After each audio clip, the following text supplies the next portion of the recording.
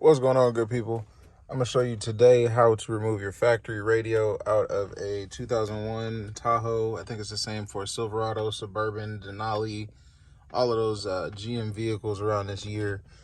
First things you're going to want to do, go ahead, put your car in the on position. Doesn't have to be all the way on, but just accessory mode. Go ahead and tilt the steering wheel down as far as it goes. Go ahead and put it into the lowest gear.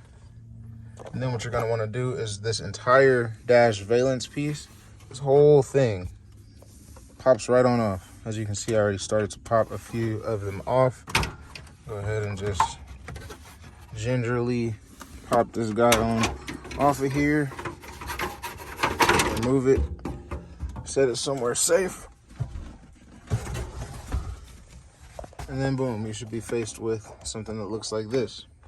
Now, if you'll see, this right here is a little tab. You can kind of push down on it.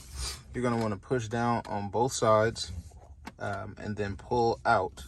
So fingers here, push down and pull the entire radio out. I've already done it, so it would be like this, but pushing down on both sides, and then the radio slides straight out.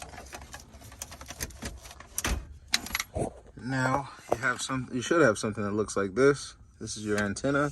You can pull it straight on out just like that. I highly suggest using two hands doing this. And then this guy right here. Let me set this on my knee. Uh-oh. Turn that back off.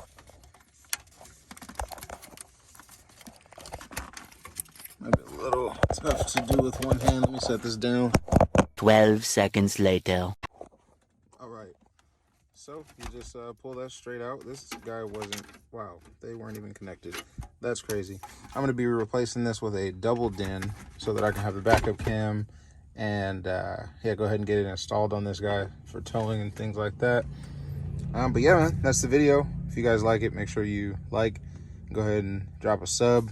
I'll be doing some things to the Silverado over time. So if you're interested in seeing the journey, again, please subscribe. We'd love to have you. Thanks for watching. Peace.